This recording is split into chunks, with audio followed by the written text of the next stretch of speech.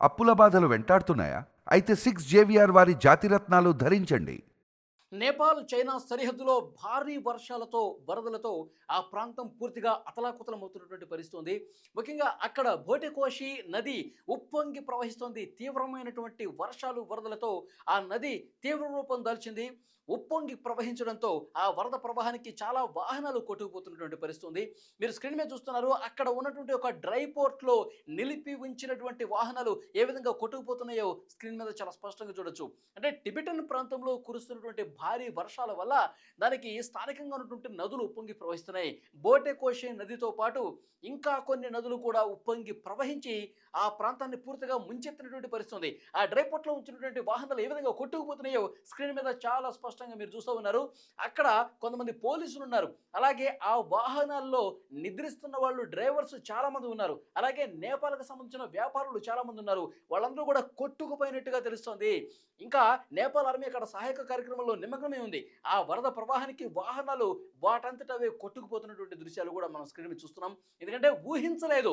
ఇంత పెద్ద వరద, ఇంత పెద్ద వర్షం అక్కడ నమోదయ్యి నదులు ఉప్పొంగి ప్రవహించి పూర్తి స్థాయిలో కొట్టుకుపోయేంత స్థాయిలో వాహనాలు అక్కడి నుంచి పూర్తిగా వెళ్ళిపోయేంత స్థాయిలో వరద ప్రవహిస్తుందని చెప్పి వాళ్ళు ఊహించలేదు. వాళ్ళు ఎప్పట్లాగానే వాహనాలు అక్కడ నిలిపి ఉంచారు. ఆ డ్రై పోర్ట్‌లో ఉంచినటువంటి వాహనాలు వరద తాకిడి ఎక్కువగా ఉండటంతో వరద బీభత్సానికి ఆ ప్రవాహానికి వాళ్ళు కొట్టుకుపోతున్నటువంటి పరిస్థితి కనిపిస్తుంది. విజువల్స్‌లో మీరు చూస్తా ఉన్నారు.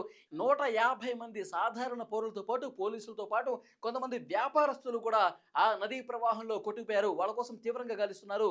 అక్కడ హెలికాప్టర్ల సాయంతో గాలింపు చర్యలు కొనసాగుతున్నాయి. చాలామంది అక్కడ నేపాల్ ఆర్మీ రెస్క్యూ చేస్తున్నటువంటి పరిస్థితి ఉంది.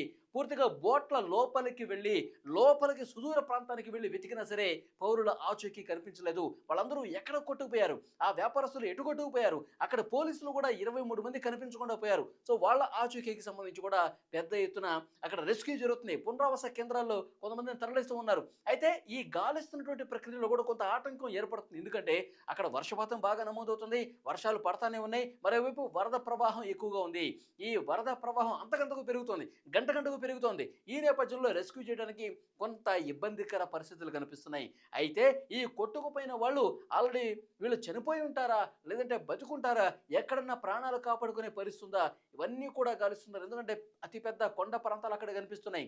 ఎగువన కురుస్తున్నటువంటి ఈ వర్షాలకు టిబెటన్ ప్రాంతంలో కురుస్తున్నటువంటి భారీ వర్షాలకు ఒక్కసారిగా ఉప్పొంగి ప్రవహిస్తుంది. వాగులు, వంకలు, చలమలు అన్నీ కూడా ఉప్పొంగి ప్రవహించి తీవ్ర స్థాయిలో నష్టం చేకూర్చే పరిస్థితి కనిపిస్తుంది. డ్రై పోర్ట్‌లో వాహనాలు ఏ స్థాయిలో కొట్టుకుపోతున్నాయో చూస్తుంటే అందులో నిద్రిస్తున్న వాళ్ళు వ్యాపారస్తులు, పోలీసులు కూడా కొట్టుకుపోయారు ఇంతకుముందు నేను చెప్పినట్టు. సో, అక్కడ ఒక ఉద్రిక్తపరమైనటువంటి వాతావరణం కనిపిస్తోంది. ఎందుకంటే, అక్కడ ప్రజలకి సరైనటువంటి రక్షణ చర్యలు లేవు.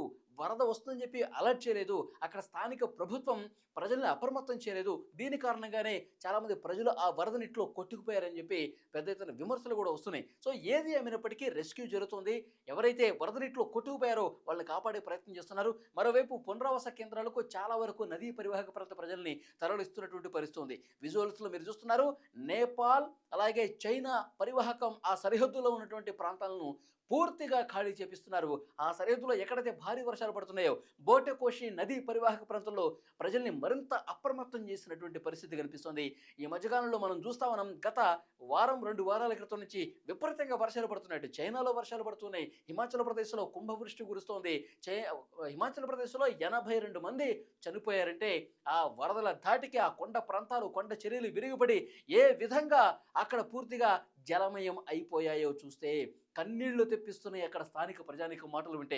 గతంలో ఎప్పుడూ లేనట్టుగా ఒక పెద్ద భారీ వర్షపాతం కొన్ని గంటల పాటు కురిస్తే మొత్తం హిమాచల్ ప్రదేశ్ లోతట్టు ప్రాంతాలన్నీ కూడా మునిగిపోయినటువంటి సిచ్యువేషన్ ఉంది. అందరూ కూడా ఇప్పుడిప్పుడే తేరుకుంటున్న మరికొన్ని రోజుల పాటు వర్షాలు ఉంటాయన్న ఆందోళన వాళ్ళలో కనిపిస్తోంది. ప్రపంచంలో ఎక్కడ చూసినా మనం అమెరికాలో చూసుకున్నాం, మన టెక్సాస్‌లో ఎంత భారీ ఒక ప్రళయం ఉత్పాతం లాగా భారీ వర్షాలు కురిశాయి. టెక్సాస్ రాష్ట్రం మొత్తం కూడా జలదిగ్బంధం చిక్కుకున్నటువంటి పరిస్థితి ఉంది. అలాగే చైనా కావచ్చు, హిమాచల్ ప్రదేశ్ కావచ్చు, ఇలాంటి ప్రాంతాలన్నీ కూడా పూర్తిగా కొండ ప్రాంతాలన్నీ కూడా మునిగిపోయేటువంటి సిచ్యువేషన్ కనిపిస్తోంది. ఎవరైతే గల్లంతయ్యారో వాళ్ళ కోసం నేపాల్ ఆర్మీ ఇంకా గాలిస్తూనే ఉంది. కానీ వాళ్ళ ఆచూకీ లభించలేదు. వాళ్ళలో చాలామంది ఉన్నారు. సాధారణ ప్రజానీకంతో పాటు అధికారులు ఉన్నారు, వ్యాపారవేత్తలు ఉన్నారు. సామాన్య ప్రజానీకంతో పాటు పోలీసులు కూడా ఉన్నారు. 23 మంది పోలీసులు తప్పిపోయారు ఆ వాటర్‌లో. వాళ్ళని కనిపెట్టడం నేపాల్ ఆర్మీకి కొంత కష్టతరంగా అనిపిస్తుంది. ఎందుకంటే వరద ప్రవాహం పెరుగుతోంది. భారీ వర్షాలు అంతకంతకు పెరుగుతున్నాయి. కొండ చర్యలు విరిగి పడుతున్నాయి. ఎలా రెస్క్యూ చేయాలో కూడా అర్థం కాని పరిస్థితి. ఇలాంటి ప్రతికూల పరిస్థితుల్లో వాళ్ళని కాపాడే బాధ్యత నేపాల్ ఆర్మీ తీసుకుంది. ఇంకా చిన్న చిన్న వాగులు, వంకలు అక్కడ నదీ పరివాహక ప్రాంతాలు ఏవైతే ఉన్నాయో వాటిలో కూడా క్షుణ్ణంగా పరిశీలిస్తూ ఉన్నారు. ఏవైనా మృతదేహాలు కొట్టుకొస్తాయా? ఏవైనా మృతదేహాలు ఎక్కడైనా ఒక చెట్టుకి తగిలి వాళ్ళేమన్నా ప్రాణాలు కాపాడుకునే ప్రయత్నం చేస్తున్నారా? అన్నీ కూడా చూస్తా ఉన్నారు. ప్రతి క్షణం కూడా అక్కడ వరద పెరుగుతున్నా సరే, అక్కడ వర్షాలు పడుతున్నా సరే, ఇలాంటి వాతావరణం సరే వాళ్ళు రెస్క్యూ చేస్తూనే ఉన్నారు.